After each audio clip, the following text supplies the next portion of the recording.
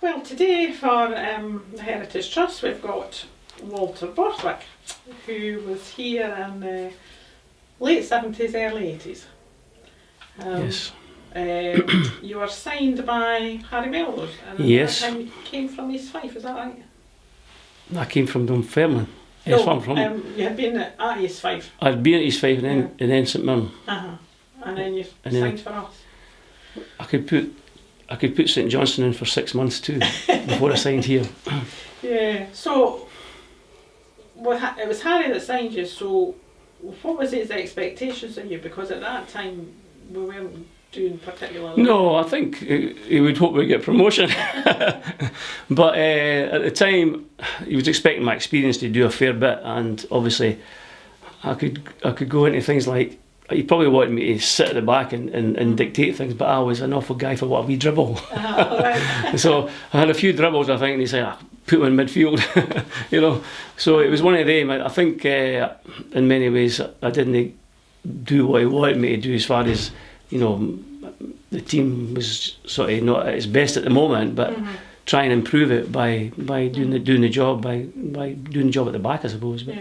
But me being me, only like to play further forward, always wanted to dribble. Right. So that was my problem. But at that time when you came here, we were in the second division, and we were second division for your first 2 seasons, and at that time here was like sort of Hugh White, Jim Bowie, Bobby Robertson, Aye. Bonner, Bonner, Kevin Hegarty, Big John Salton, Jim Leesman, no Jim Leesman, the other Leesman, and there's another Leesman that played centre half. Willie Leesman, and the big centre forward, Mikey Leonard. And so when you played for us, you said that you played in midfield then. Bobby Robertson was in midfield then as well, and he was quite young. Yeah, Bobby was just a youngster, yes, and he played in midfield, but obviously I put him to right back in one of the games. When I took over as the manager for the one game, I put Bobby at right back, and I don't think he looked back for there. That's right. Well, it's funny you say that, because last week we spoke to Bobby, 2 weeks ago rather, and he credits you giving him, making him a right back. Because he said that you were midfield, he says, and it was Walter Borthwick that put me to right back. Yeah, I did. That one game, it was just, I thought a week ago, we were playing Clydebank, and I thought, you know, you've obviously got Kenny Thompson, and, you know, Bonner was the left back. And I wanted Kenny in at centre backs. It was Leesman in that game, I think. So Bobby just slotted in and did well, and that was did well. Yeah. So I did something right.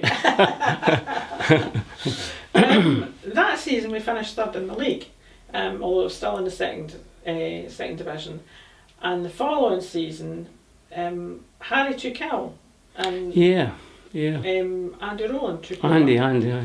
So he was a bit of a character. He was a great character. I loved him. I really did love him. I don't know what you could say about him. He just loved his football. He just had an enthusiastic voice that you couldn't not like, you know. So he was great for the team. Great for the club. Who was? Well, I'm assuming that he was a character in the dressing room. So who else was a character? If I was going back, remember about Jim Scott? He was a character. I mean, but I played with him for a spell too. There were not a lot of characters. I thought Big John Salton was more quiet than a character, you know. I can remember guys like Roddy Jorson, who I liked, and there's an Edinburgh guy, you know, Kevin Hegarty.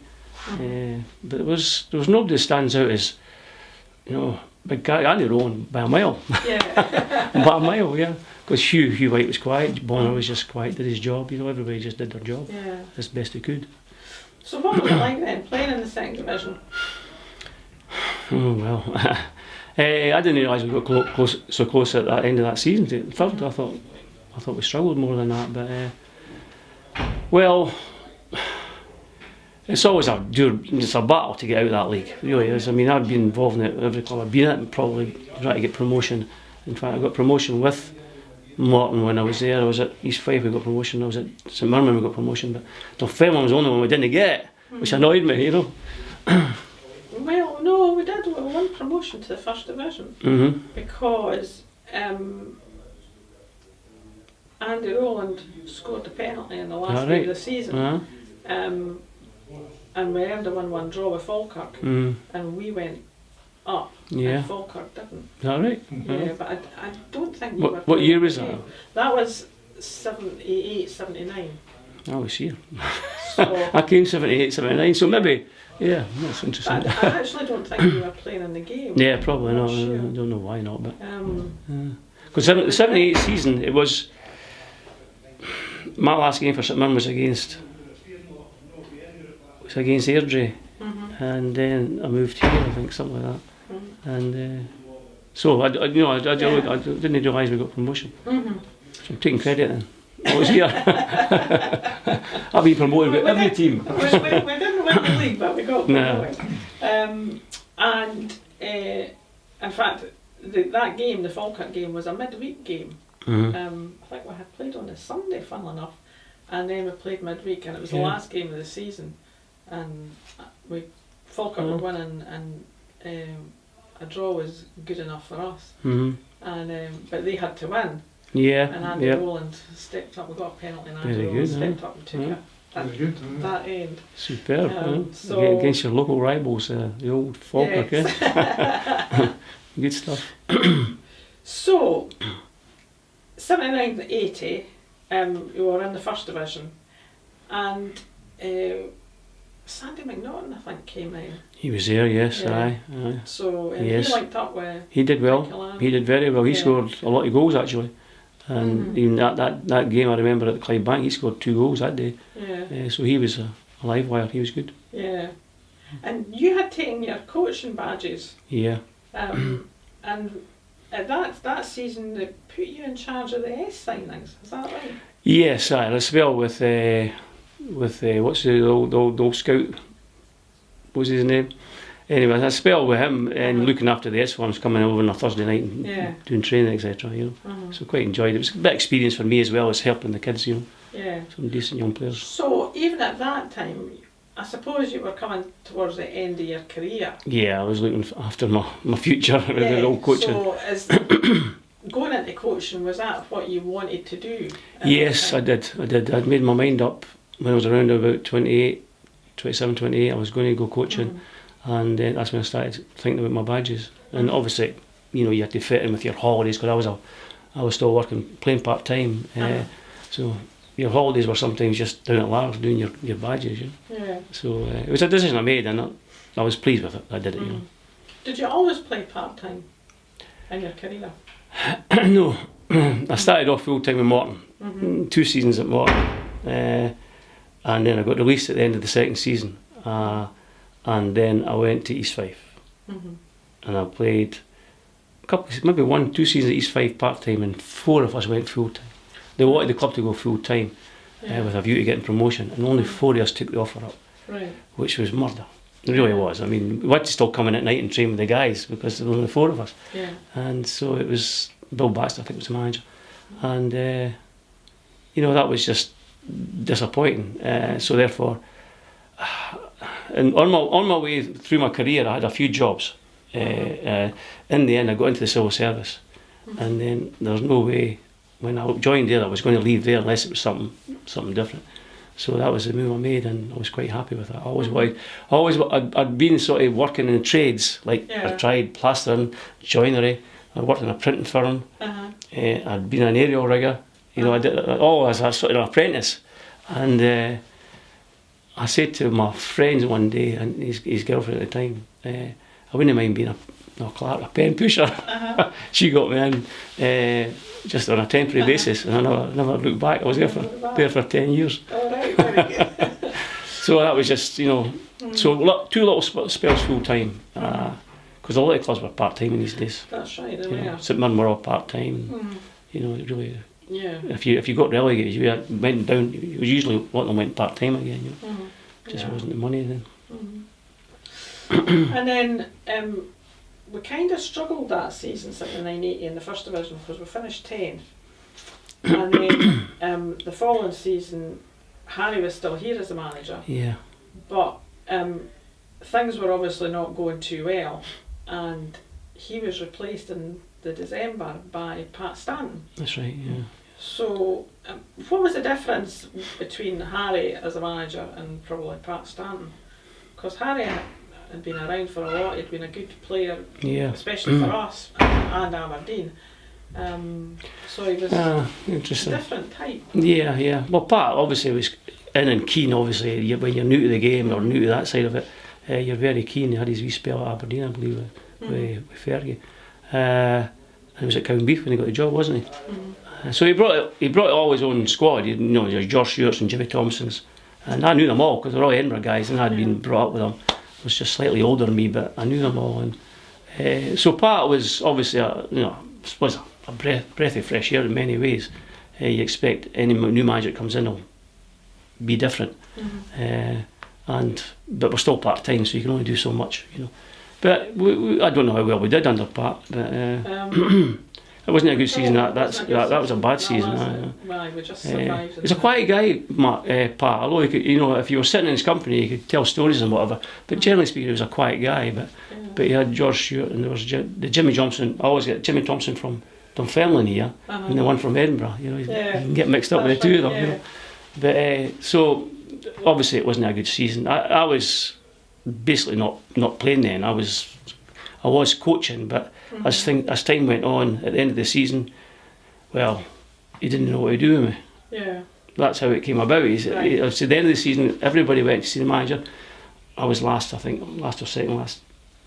Walter, I don't know what to do with you. All right. I said, well, I'm going on holiday Monday or whatever, 2 weeks away.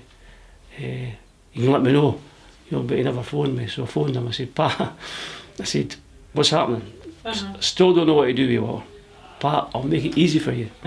Release me. Yeah. Simple as that. He couldn't say the words. I liked him so much too, and yet just say. But he wouldn't do it. Maybe I don't know. I don't know why he wouldn't do it. Yeah. It always sort of stuck with me that. Why didn't he just release me? So when you were that season, when you were released, is that when you went into coaching? Yes. Yeah. I got a big decision to make then because no sooner had I been released then.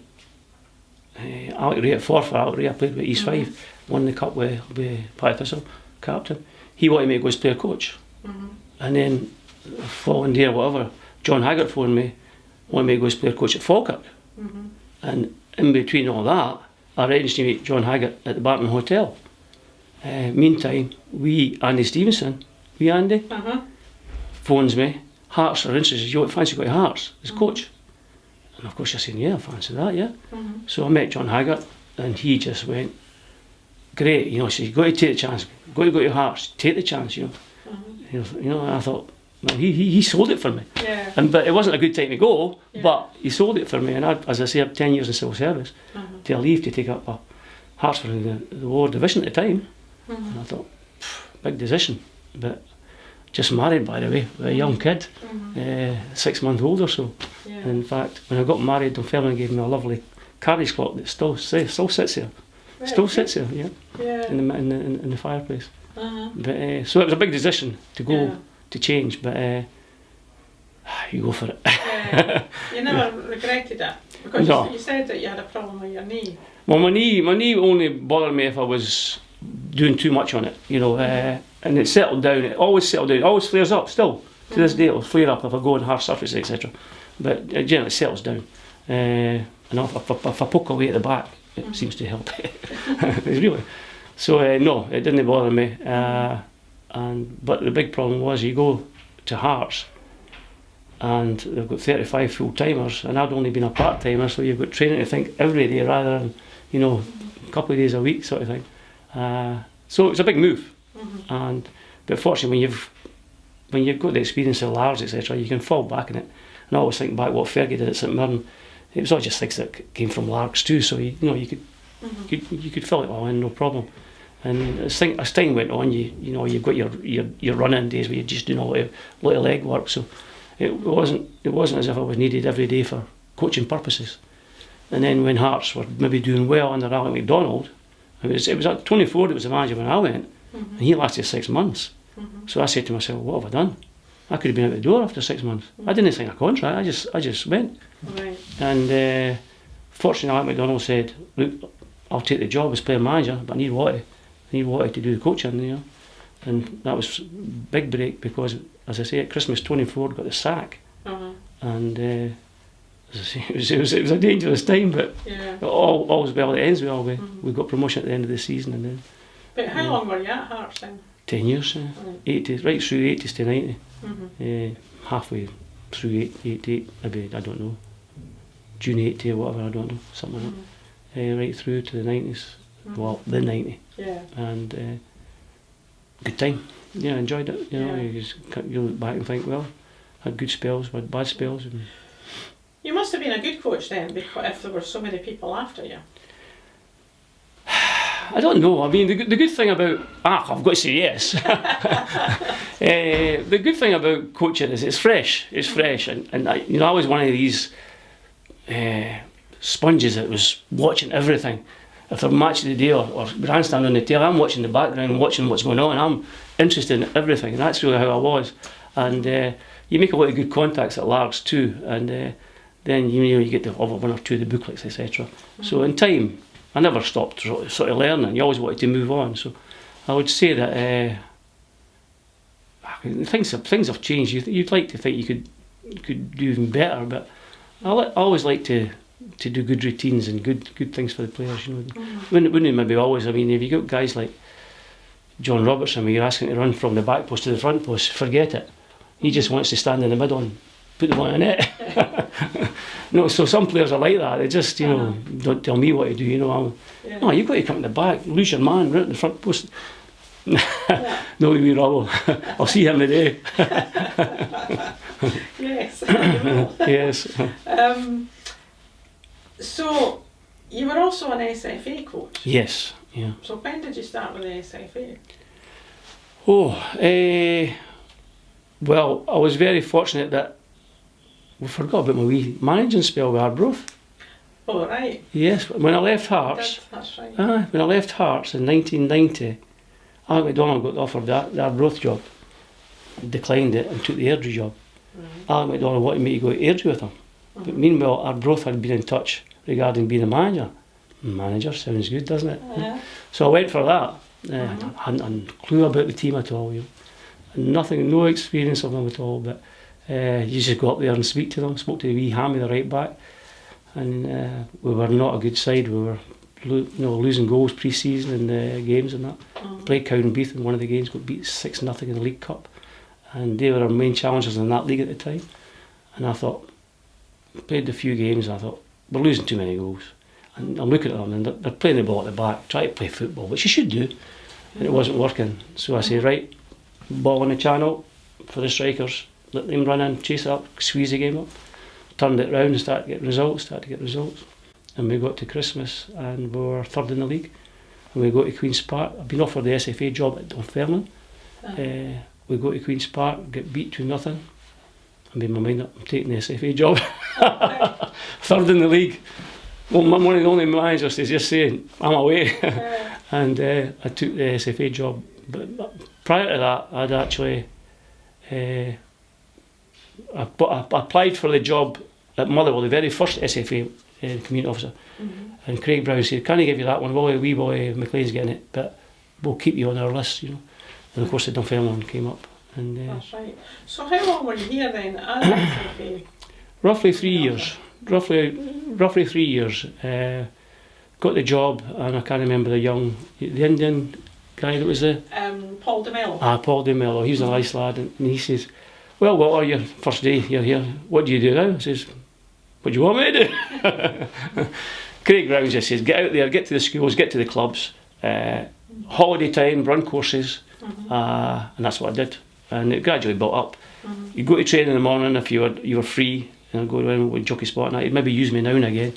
As the winter came in and whatever, I thought, he's no using me, I'm just standing here doing nothing, so no point in doing that. Just made myself busier at schools, etc. And that's how it developed. So it was 3 years down the line I did that. Because you did coaching courses with teachers and that as well. Teachers went on. Yes. Coaching courses everywhere I could, and it's new, because I wouldn't say I'm more a shyer person than anything, but if you're confident enough, you can get by and talk in front of people. So was that a new concept then?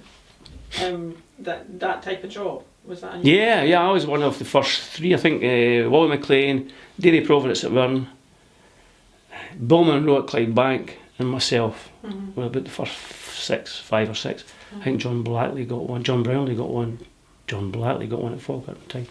But so it was new. It was a whole new concept, and it was all Craig Brown says just try and make some money for the club, to cover your what they were just paying, out sort of thing, and that's what we try to do. And fortunately, the summer courses or the Easter courses were well liked, really popular. You can go as far afield as I wanted, Kirkcaldy, wherever, and do it. It was good. Only 5 to work with, so it was great.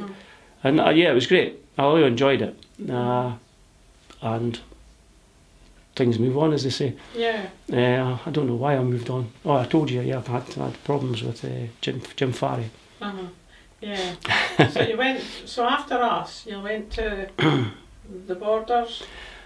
Yes, I went to the Borders. Yeah, I got asked by Jim Fleeton or Craig Brown if I could recommend anybody for the Borders, and I mentioned a guy called Kenny Hazel he worked in Goldbridge Sports Centre or something, and he's an ex-Hibs guy.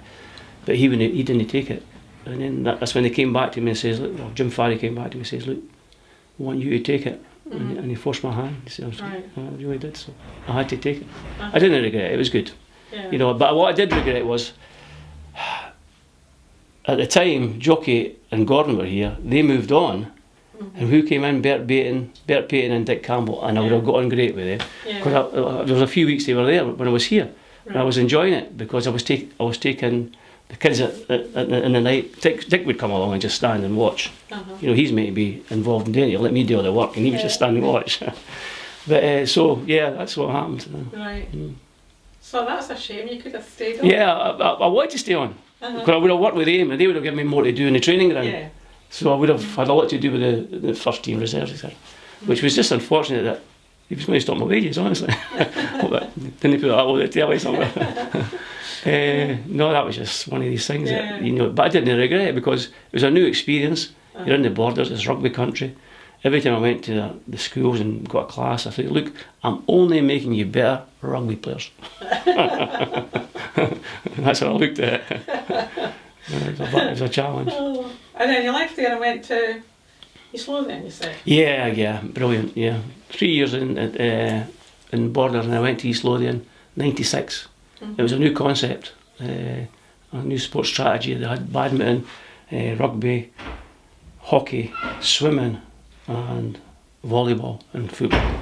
And these sports were on the curriculum of all the schools then, and we had to go and do our 6 weeks at each school or whatever it was. But it was now we had our own little body of people. That wasn't just me in a room in Gala sitting in my cell or whatever. We had our own little place, and it was great. It was great what we achieved. East Lothian, I was allowed to take the primary school squad. I was allowed to take the East Mid secondary school squad. East Lothian got to the final of the primary school in the first time in their history. Got beat 1-0 with Glasgow RC in Glasgow. Who scored the goal? Aidan McGeady. Oh. Yeah, Aidan McGeady. Beat us 1-0. He was different class. Yeah. And the secondary school, we had East Mid had never been to the finals in their life. We got 2 finals. We won it against Edinburgh, Easter Road. Darren Fletcher, Kevin Thompson, the boy Whitaker. I mean, great players. And they did it for me. My whole midfield did it for me, so we beat Edinburgh. And then what happens in these sort of jobs, Jim Fleeton phones me and says, bin it, you're not allowed to take football teams anymore. And I was loving that part of the job, so I had to bin it.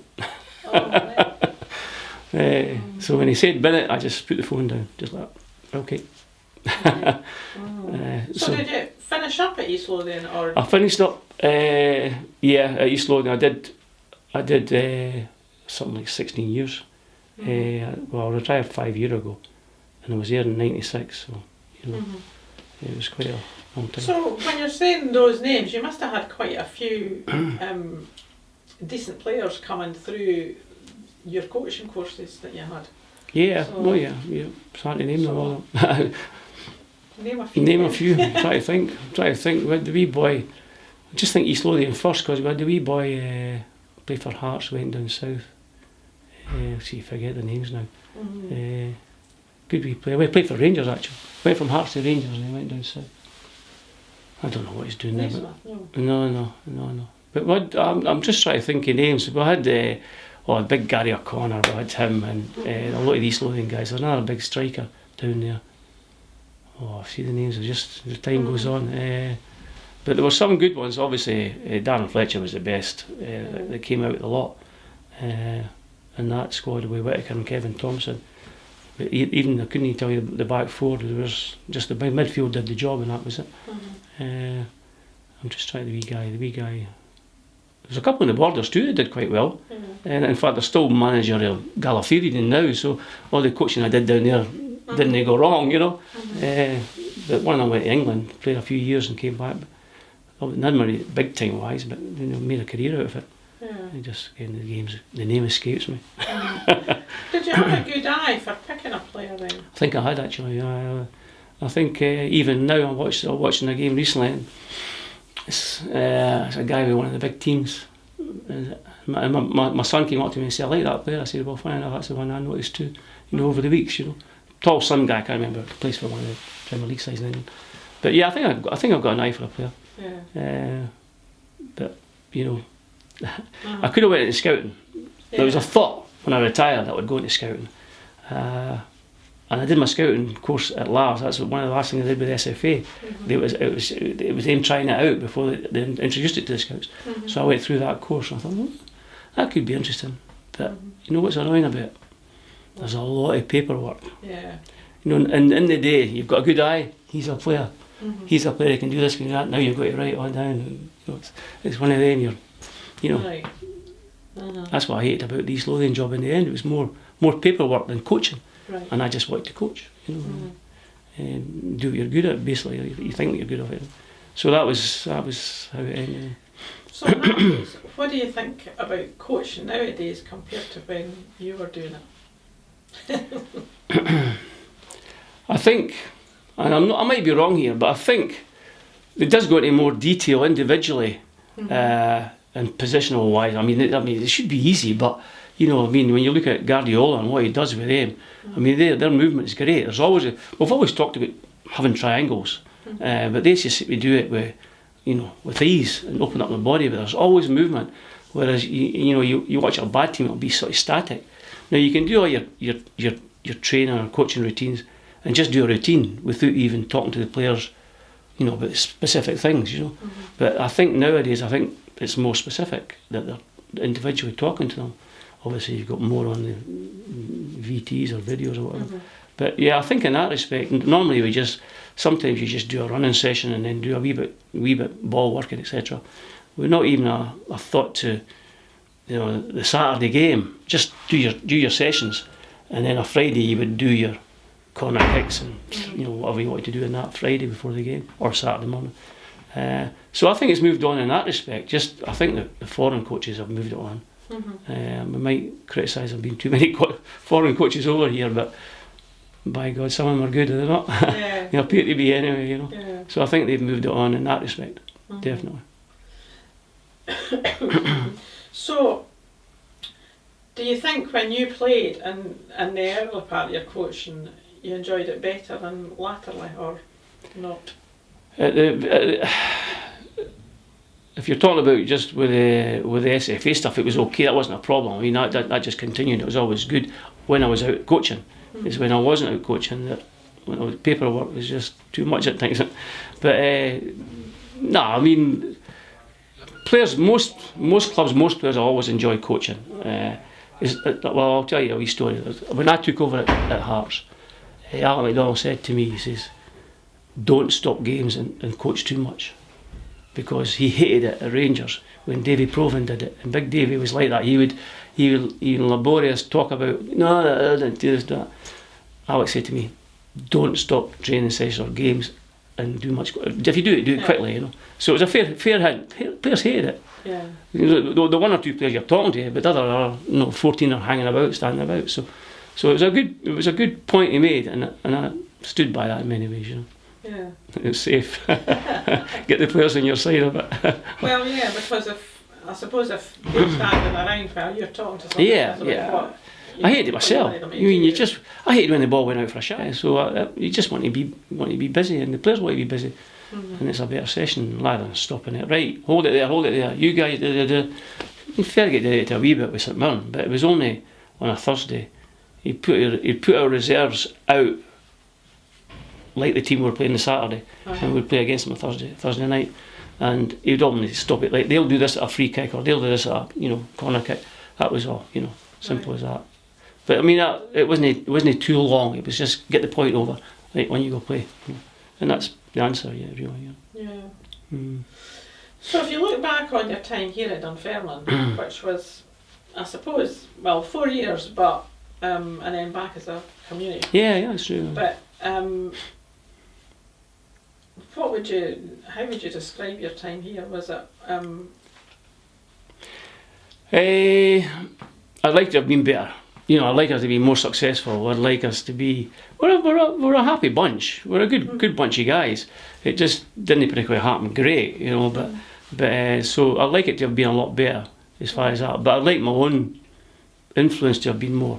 I just think I got caught up with injuries, which basically curtailed my last 2 seasons here type thing, which was disappointing. So in that respect, great to know the guys. I've never seen them for years. I'd like to see some of them today. It's just great to see the guys that you've not seen for years. And when Bonner phoned me, I was delighted. I really was delighted. And then Kevin phoned me last week. Kevin Higgery. He said, something about. Well, I phoned my wife and left a note. Go over on the 2nd of March. So I phoned them back. I said, well, I'm going over today. I said, if there's something happening the 2nd of March, I'll be over again. Because it's great to just, and that looks like it'll be a bunch of more players coming for the first time. So that would be good, if that happens. Well, I take it is happening. I don't know. So it's really good to see them. Catch up with them, I mean, to see Bonner. I mean, I've spoken to him on the phone, but I've not seen him. I don't know if Kenny Thompson comes about now. But no, you don't see any of them. Sandy McNaughton's, whatever. When I went over to East Fife last time, it was great. It was, talking about a long time since you've seen them. And to actually even recognise some of them was quite difficult. So it's great to get that opportunity. It just brings back good memories. Wasn't it the greatest time football-wise for the club? But it was good memories. Like Harry did a good job. Pat came in and did his bit. Where did Pat go after here? He went to Hibs. He went to Hibs, so he didn't fail then. He did well. So I played against him at Hibs right now. But, it was good. It was good, but it could have been better. I'm not telling a lie there. Didn't regret it. I mean, I loved Big Roddy Johnson, Kevin Higgins, the guys you've played with, Jim Scott. I just always thought to see him as a wee guy with a beard or something. That's right, hard as nails. Good to just remember them, because there's one or two you looked at a programme recently. I thought, can't quite get them. Where's he? You just kind of love to see them. That's just how it is. But I enjoyed it. I really did. Enjoyed it. And the 3 years I had when I came back as a community coach, it was great because what's his name, Craig Robertson. You'd always go for a cup of tea in the morning. And who's in the kitchen? Craig Robertson. And we always had a blether. Before they went to training or before I went out to do my bit, we always had a blether there. So he was some guy. Didn't play with him, but he was just a good guy for Dunfermline. He was. He's in Spain now. Is he?